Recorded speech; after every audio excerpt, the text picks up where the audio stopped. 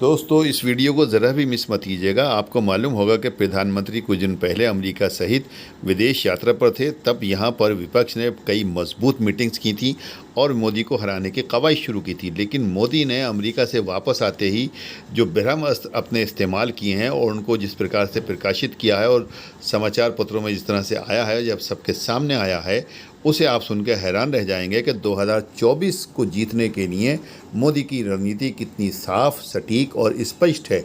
और उस रणनीति के अनुसार ऐसा लगता है कि 2024 मोदी को जीतना कोई बड़ी बात नहीं है। इसलिए इस पूरी क्लिप में आप देखेंगे कि वो क्या रणनीति है, वो किस प्रकार से उन्होंने रणनीति बनाई है, कैसे 2024 को जीता जाएगा, किस तरह से उसका इम्प्लीमेंशन होगा।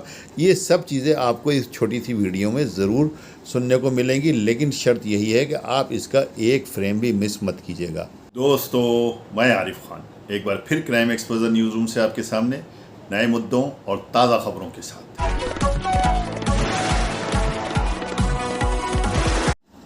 इसके बाद उस पनडुब्बी का जिक्र होगा जो टाइटैनिक का मलबा खोजने के लिए समुद्र तट की नीचे गहराई में उतरी थी और उसमें जो सवार 5 अरबपति थे वो सब के सब उसके अंदर उनकी मृत्यु हो गई।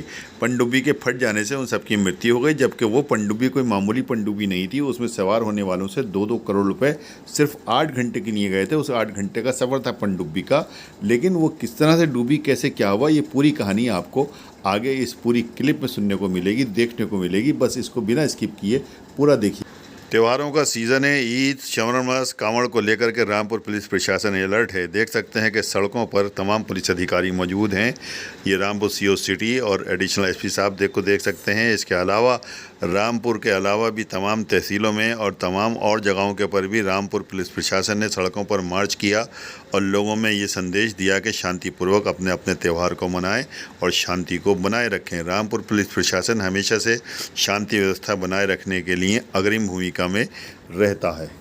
2024 में आम चुनाव होने वाले हैं, लेकिन 2024 की पटकथा तो 2023 में लिखी जानी है और उसकी शुरुआत भी हो चुकी है। 2024 के चुनाव में अब कुछ ही महीने बाकी हैं और इन बचे हुए महीनों में मध्य प्रदेश, राजस्थान, छत्तीसगढ़, तेलंगाना में विधानसभा चुनाव होने वाले हैं, जिनके लिए कांग्रेस अभी बैठक ही कर रही है। लेकिन बीजेपी अपने तर्कस से वो तीर चला चुकी है जिनका तोड़ विपक्ष के पास शायद ही मौजूद हो, क्योंकि 2014 और 2019 के चुनावों में जो परिस्थितियां थी वो परिस्थितियां आज नहीं है। बीजेपी के लिए हालात बदल चुके हैं। बीजेपी को इस बार जीत की हैट्रिक लगानी है तो पिछले चुनावों से ज्यादा जोर लगाना पड़ेगा, क्योंकि विपक्ष एकजुट होने की जद्दोजहद में लगा है। हालांकि वो एक छत के नीचे आता है या नहीं वो अलग बात है, लेकिन बीजेपी चांस नहीं लेना चाहेगी। बीजेपी सिर्फ जीत पर ही फोकस नहीं कर रही, बल्कि वो अपना जनाधार भी बढ़ाने की कोशिशों में है। 9 साल पहले तक मुसलमानों को लेकर आम धारणा ऐसी थी कि वो बीजेपी को वोट नहीं देंगे, लेकिन इस बार बीजेपी की तैयारी और रणनीति कुछ इस तरह की है कि 85% मुसलमानों को साधने की कोशिशें की जा रही हैं। जी हां, प्रधानमंत्री नरेंद्र मोदी ने जिन पसमानदा मुस्लिमों के हित की बात की है, उनकी तादाद करीब 80 से 85% है। इसके बाद से ओवैसी, अखिलेश यादव, ममता बनर्जी से लेकर कांग्रेस पार्टी के भीतर बेचैनी होना लाजमी है। चलिए एक एक कर समझाते हैं आपको वो 4 ब्रह्मास्त्र कौन से हैं जो बीजेपी ने चले हैं। मोदी मित्र। बीजेपी ने पसमानदा मुसलमानों को साधने के लिए मोदी मित्र नाम का एक अभियान चलाया है। इस मोदी मित्र अभियान को हा हुल्ला करने के बजाय बड़े आराम से चलाया जा रहा है, बल्कि इसमें लोगों से फेस टू फेस बात की जा रही है, उनसे घर जाकर मुलाकात की जा रही है। ये ऐसे मित्र होंगे जो बीजेपी से जुड़ने के इच्छुक नहीं है और ना ही ये बीजेपी को वोट करना चाहते हैं। ऐसे लोगों को पार्टी कार्यकर्ता उनसे संवाद करेंगे, उनसे बातचीत करेंगे और बीजेपी के पक्ष में वोट करने के लिए उन्हें सहमत करेंगे। और ये काम आज से ही नहीं चल रहा, बल्कि गुजरात और यूपी विधानसभा चुनाव के दौरान से ही इस काम पर बीजेपी लगातार चल रही है। बीजेपी के नेताओं का मानना है कि इससे फायदा भी हुआ है। लोगों के मन में एक सवाल हमेशा से रहा है कि क्या कभी किसी तरह से बीजेपी और मुस्लिमों के बीच की दूरी को कम किया जा सकता है। पहले कहा जाता था कि बीजेपी मुसलमानों का वोट चाहती ही नहीं, लेकिन अब वो धारणा बदलती दिखती है। मोदी मित्र ऐसे लोग होंगे जो किसी पार्टी से जुड़े नहीं हो और प्रधानमंत्री नरेंद्र मोदी की योजनाओं और नीतियों के प्रशंसक जरूर हों। इन्हें मोदी मित्र का सर्टिफिकेट भी दिया जाएगा। मस्जिद के इमामों को भी मोदी मित्र बनाया जा सकता है। यूपी की सभी लोकसभा सीटों तक भाजपा पहुंच बना चुकी है। हर विधानसभा सीट में 500 से 600 मोदी मित्र बनाए जा चुके हैं और एक लोकसभा में 5000 मोदी मित्र बनाने का लक्ष्य रखा गया है। बीजेपी के अंदर खाने से ऐसी खबर है कि अल्पसंख्यक मोर्चा विशेष रूप से उन लोकसभा सीटों को टारगेट कर रहा है जहां मुसलमानों की आबादी 30% या उससे ज्यादा है। सोचिए, एक लोकसभा में 5000 मोदी मित्र, और अगर मान भी लिया जाए कि एक मोदी मित्र के घर में 4 सदस्य होंगे तो मतलब 20,000 लोग। और जाहिर सी बात है कि हर व्यक्ति और अपने आसपास के व्यक्तियों को प्रभावित जरूर करता होगा। तो बीजेपी के इस मास्टर स्ट्रोक की विपक्ष के पास इस वक्त तो कोई काट नहीं है। अब सुनिए दूसरा ब्रह्मास्त्र। ये एक जरूरी कदम है क्योंकि राजनीति के चाणक्य कहे जाने वाले अमित शाह के अंडर आता है। उन्हीं की ये रणनीति भी है, शाह की माइक्रो मैनेजमेंट रणनीति। 9 साल पहले 2014 में बीजेपी ने कई प्रयोग किए थे। इनमें से जो फॉर्मूला सबसे ज्यादा सफल रहा था वो था बूथों को मजबूत करना। उनका नतीजा ये रहा कि पार्टी का संगठन तो मजबूत हुआ ही, साथ ही वोट मिलना भी पक्का हुआ। जब अमित शाह पार्टी के अध्यक्ष बने थे तो बूथ पर सारा फोकस केंद्रित कर दिया गया था। यह शाह का माइक्रो मैनेजमेंट था। बीजेपी को पता है कि चुनाव कोई भी हो, अगर जमीनी स्तर पर यानी बूथ मजबूत होता है तो जीत की केवल घोषणा होना बाकी रह जाता है। 2 दिन पहले भोपाल से पीएम मोदी ने 3000 बूथ स्तर के कार्यकर्ताओं से बातचीत भी की थी। इससे न सिर्फ बीजेपी के कार्यकर्ताओं का जोश हाई हुआ बल्कि वो अपनी महत्ता को भी समझ चुके हैं। और जब सबसे छोटा पार्टी का कार्यकर्ता ये समझेगा कि पार्टी में उसके काम की भी कद्र होती है तो वो और ज्यादा जी जान लगाकर काम करेगा। यही कारण है कि बीजेपी किसी भी हाल में जीत दर्ज कर लेती है। तीसरे नंबर पर आता है वो काम जिसके लिए बीजेपी लंबे वक्त से लगी है, पसमानदाओं पर खेला मास्टर स्ट्रोक। बीजेपी जब से अस्तित्व में आई है तभी से उसके लिए एक धारणा बना दी गई कि वो मुस्लिम विरोधी है, लेकिन बीजेपी हमेशा इस बात को नकारती आई है। लेकिन अब वो नकार तो रही ही है, साथ ही पसमानदाओं के लिए वो खड़ी भी हो रही है, उसे भागीदार भी बना रही है, क्योंकि अब तक 10-15% अगड़े मुसलमान ही इन पिछड़े मुसलमानों पर राज किया करते थे। लेकिन अब बीजेपी धीरे धीरे इन्हें राजनीति में भी भागीदार बना रही है। बीजेपी वो काम कर रही है जिसे कभी किसी पार्टी ने नहीं किया। हालांकि सभी पार्टियों ने इनके वोट का इस्तेमाल जरूर किया और इन्हें भड़काने का काम भी किया। प्रधानमंत्री मोदी ने भोपाल से खुद कहा है कि आपको यह समझना होगा कि कौन से राजनीतिक दल भड़काकर आपका फायदा लेकर आपको बर्बाद कर रहे हैं। भारतीय जनता पार्टी तुष्टीकरण और वोट बैंक की राजनीति के बजाय संतुष्टीकरण के रास्ते पर चलने वाली पार्टी है। आमतौर पर मुसलमानों को एंटी बीजेपी माना जाता रहा है। वो कांग्रेस, सपा, टीएमसी, बसपा या फिर दूसरे दलों को ही अक्सर वोट करते आए हैं। अब सुनिए आप मोदी का वो आखिरी ब्रह्मास्त्र जो बीजेपी को जीत दिलाने वाला है। 2019 वाला अभियान।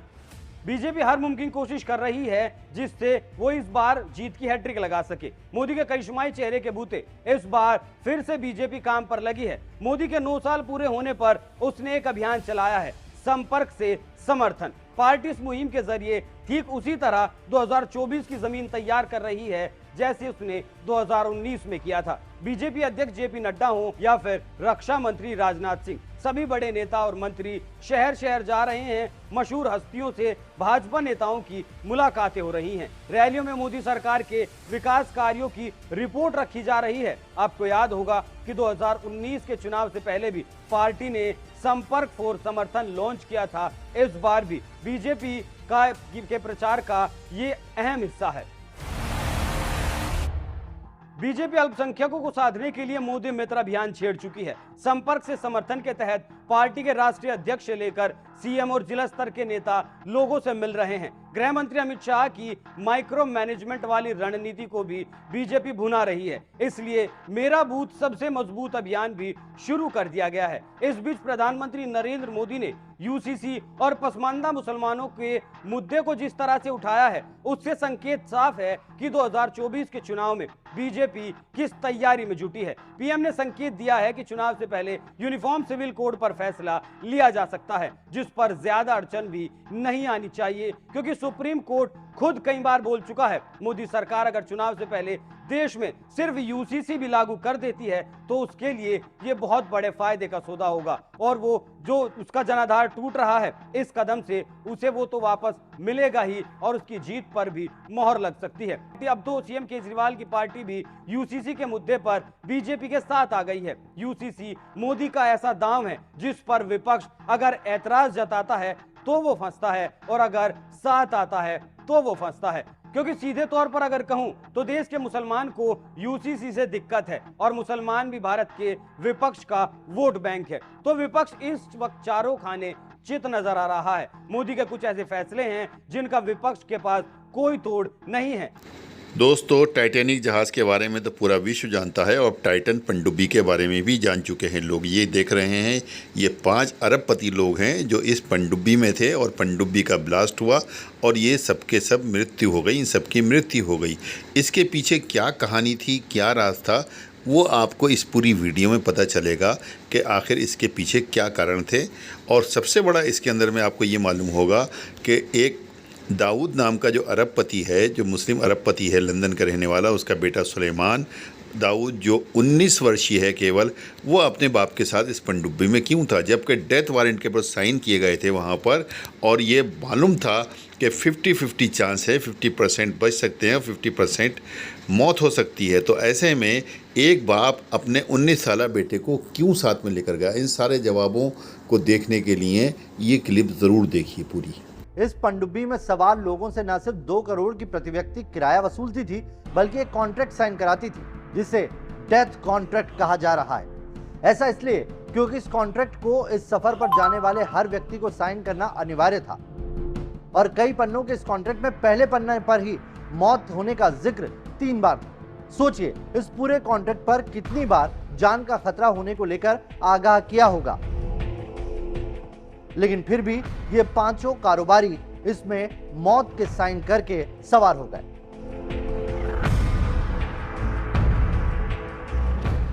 आमतौर पर कंपनी इस तरह के कॉन्ट्रैक्ट इस वजह से कराती है क्योंकि टाइटन के साथ जो हादसा हुआ, अगर ऐसी स्थिति पैदा हो तो ओशन गेट कंपनी को कोई हादसे का शिकार बताकर मानहानि का दावा ना कर सके। अटलांटिक महासागर में लापता टाइटन पनडुब्बी का मलबा गुरुवार यानी 22 जून 2023 को टाइटैनिक जहाज के पास मिला। इसके अलावा इसमें सवार सभी 5 अरबपतियों की मौत की भी पुष्टि हो गई है।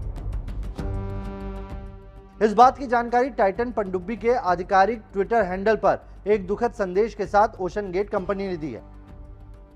वहीं ओशन गेट एक्सपीडिशन की तरफ से ऑपरेट किए जाने वाले टाइटन सबमर्सिबल पनडुब्बी अटलांटिक महासागर में फटने की खबर है।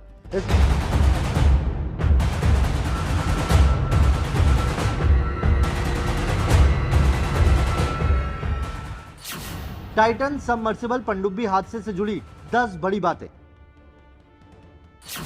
नंबर 1, पनडुब्बी रविवार 18 जून 2023 को 8 घंटे की यात्रा पर रवाना हुई थी। ये पूरे क्रू के साथ डाइव लोकेशन पर पोलर प्रिंस जहाज के साथ पहुंची थी। नंबर 2, टाइटैनिक का मलबा कैप कोड से करीब 1450 किलोमीटर पूर्व और सेंट जॉन्स न्यू फाउंडलैंड से 644 किलोमीटर दक्षिण में स्थित है। यह समुद्र से 4 किलोमीटर की गहराई में है। इतनी गहराई में दबाव सतह से 296 गुना ज्यादा होता है।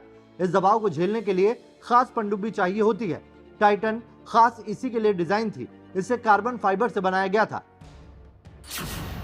नंबर 3, टाइटन सबमर्सिबल पनडुब्बी पर 5 अरबपति लोग सवार थे, जिसमें हर एक व्यक्ति ने इस रोमांच के सफर के लिए 2 करोड़ रुपए खर्च किए थे। नंबर 4, पनडुब्बी पर पाकिस्तानी अरबपति शहजादा दाऊद और उसका 19 साल का बेटा सुलेमान मौजूद था। ये एक केमिकल कंपनी के मालिक हैं और ब्रिटेन में इनका कारोबार फैला हुआ है। ये ब्रिटेन की प्रिंस चार्ल्स फाउंडेशन के बोर्ड मेंबर भी हैं। नंबर 5, पनडुब्बी को ढूंढने के लिए अंडर वाटर रोबोट सहित अमेरिका और कनाडा के 3 C-130 हरक्यूलिस एयरक्राफ्ट भेजे गए थे। 4 देशों की टीमें इस रेस्क्यू ऑपरेशन में जुटी थी। कनाडा, फ्रांस, अमेरिका और ब्रिटेन की कई एजेंसियों ने इस रेस्क्यू ऑपरेशन में दिन रात एक कर दिया। नंबर 6, पनडुब्बी में पहले कभी सफर करने वाले शख्स माइक रीस ने बताया कि यात्रियों से डेथ कॉन्ट्रैक्ट पर साइन कराया जाता है। माइक रीस मशहूर कार्टून सिम्पसन के राइटर हैं और वो पहले इस रोमांचित सफर को पूरा कर चुके हैं। उन्हीं ने मीडिया को बताया कि इस पूरी यात्रा में 8 घंटे का वक्त लगता है और जैसे जैसे गहराई में जाते हैं पानी का दबाव बढ़ता जाता है। नंबर 7, इस पनडुब्बी पर सवार अन्य लोगों में ब्रिटिश अरबपति हामिश हार्डिंग, फ्रांसीसी पर्यटक Paul Henry Nargeolet, ocean gate के सीईओ स्टॉकटन रश शामिल थे। हामिश हार्डिंग ब्रिटिश कारोबारी हैं जिनकी company action aviation private jet बेचती है। फ्रांस के नागरिक पॉल को लोग मिस्टर टाइटैनिक के नाम से बुलाते थे।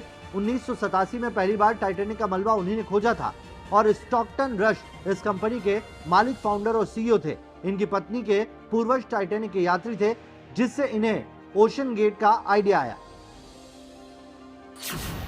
नंबर 8, गहरे समुद्र में डूबने के बाद पनडुब्बी में सिर्फ 96 घंटे की ऑक्सीजन की सप्लाई बची थी, लेकिन नियति देखिए, उसी ऑक्सीजन टैंक में ब्लास्ट से इन सभी की जान जाने की खबर मिल रही है। एजेंसी के मुताबिक ब्लास्ट से पनडुब्बी डूबी और यह ऑक्सीजन टैंक की वजह से हो सकता है।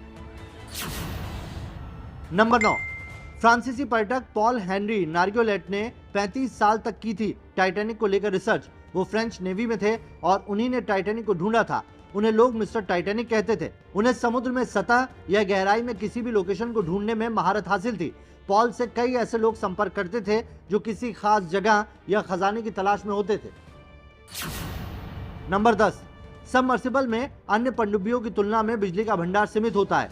यही वजह है कि इसे इस तरह की सप्लाई के लिए किसी दूसरे जहाज से ये सप्लाई दी जाती है, ताकि 3 दिन में ये कम से कम 15 लोगों को सफर कराकर टाइटैनिक का मलबा दिखा सके।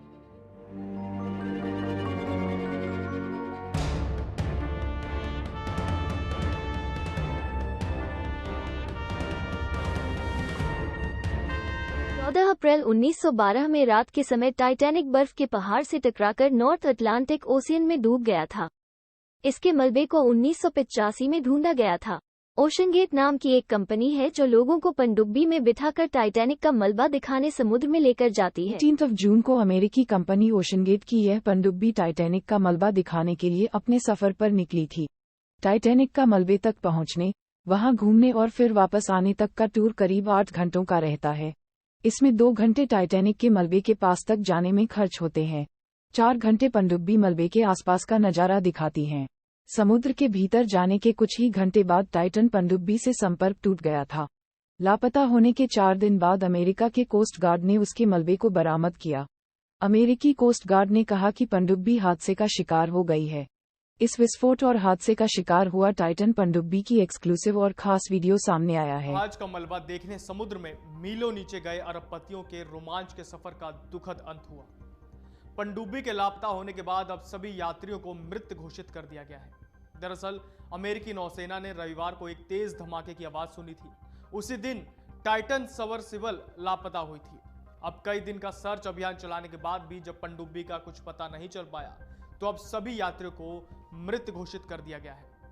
अब बताया जा रहा है कि विनाशकारी अंतःस्फोट में पनडुब्बी तबाह हो गई है। बता दें कि विस्फोट का उल्टा अंतःस्फोट होता है, यानी इंप्लोजन। विस्फोट में कोई भी चीज अंदर से बाहर की तरफ फटती है, वहीं अंतःस्फोट में बाहर से अंदर की तरफ दबाव के चलते धमाका होता है। समुद्र के अंदर फॉरेंसिक जांच के विशेषज्ञ टॉम मैडॉक्स ने CNN के साथ बातचीत में बताया कि पनडुब्बी में किसी ढांचागत खामी की वजह से पनडुब्बी उस पर पड़ने वाले बहुत ज्यादा दबाव को झेल नहीं सकी और धमाके में बिखर गई। विशेषज्ञों का कहना है कि समुद्र की गहराई में पानी का किसी भी चीज पर दबाव बहुत ज्यादा होता है। ये 4 से 5,000 पाउंड प्रति वर्ग इंच तक हो सकता है, जो धरती के मुकाबले 350 गुना ज्यादा होता है। ऐसे में पनडुब्बी में कोई छोटी सी खामी भी भारी पड़ सकती है। पनडुब्बी में छोटा सा लीक भी अंतःस्फोट का कारण बन सकता है। गौरतलब है कि यह विस्फोट मिली सेकंड के भी 1 अंश में होता है, यानी कि पलक झपकने से भी कम समय में पनडुब्बी में जबरदस्त विस्फोट हो गया होगा और यात्रियों को सोचने समझने का भी समय नहीं मिला होगा। विस्फोट की तीव्रता को देखते हुए माना जा रहा है कि 5 यात्रियों के शव नहीं मिल पाएंगे। बता दें कि टाइटैनिक जहाज का मलबा अटलांटिक महासागर में करीब 13,000 फीट की गहराई में मौजूद है। इतनी गहराई में पानी का किसी भी वस्तु पर दबाव करीब 5600 पाउंड प्रति वर्ग इंच तक हो सकता है।